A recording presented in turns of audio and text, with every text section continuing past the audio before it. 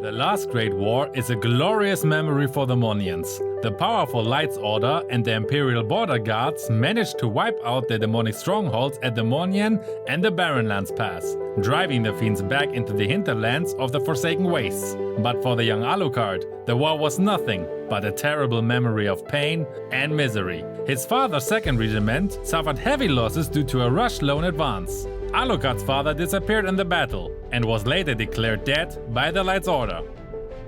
As they had disobeyed orders, the 2nd Regiment was not honored and praised for their sacrifice, but labeled disobedient and criticized for their lack of discipline.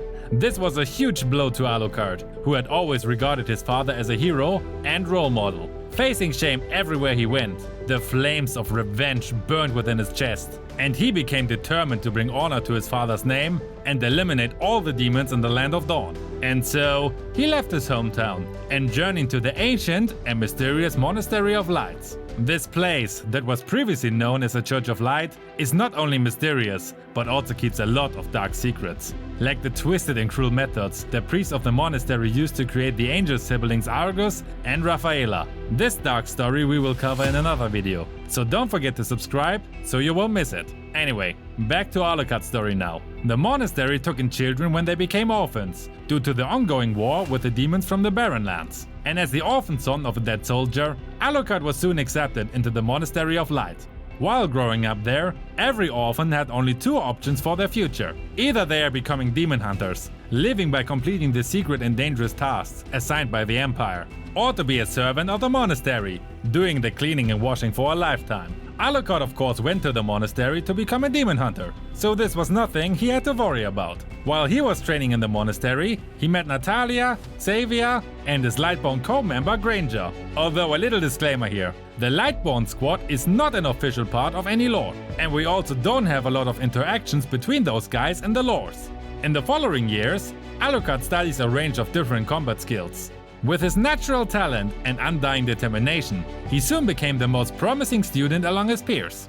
During his training, Tigreal, the commander of the Lights Order, often visited Alucard in the Monastery of Light, teaching him various advanced combat skills and telling him of his father's heroic deeds. He had once fought in the 2nd Regiment with his father and had a great respect for him.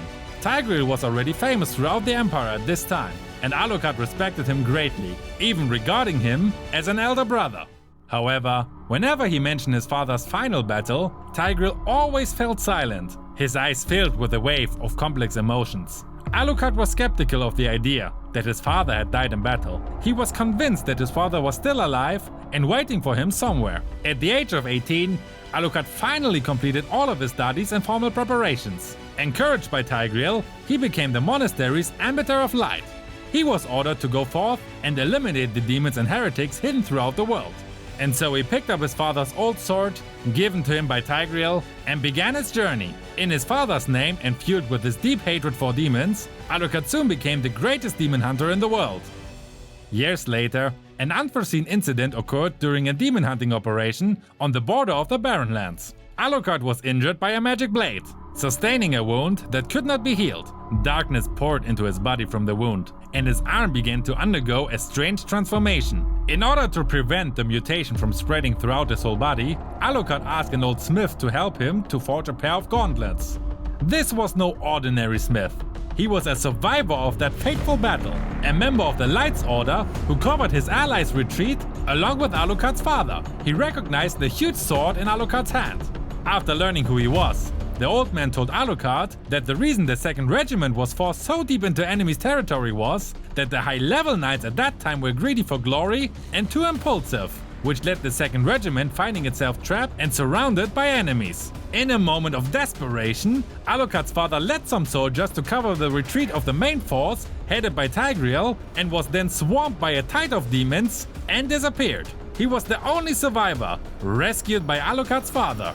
After learning the truth, Alucard returned to the capital and questioned Tigreal about the battle and why he hadn't told him what really happened that day. Seeing the anger in Alucard's eyes, Tigreal confessed the guilt he felt for abandoning his allies and the silence he was forced to maintain at the behest of his family. He expressed the willingness to make up for it in any way he could, claiming that he would give his own life if he had to. The young Alucard was entangled with a weep of confusion. He couldn't bear to kill Tigreal, who was once like a brother to him. But he also couldn't forgive him. For the sake of his father's honor, Alucard asked the Empire to reveal the truth of the 2nd Regiment and to restore his father's name. However, the knights of that battle had become some of the most powerful figures in the Empire. They refused Alucard's request and drove him out of the capital. On top of this, the punctual Monastery of Light was strongly against Alucard's unnatural right hand and continuously making trouble for him and even calling him a heretic. For the longest time, Alucard's deep hatred of the demons and his desire to regain his father's honor had spurred him on in his mission to serve as the Arbiter of Light.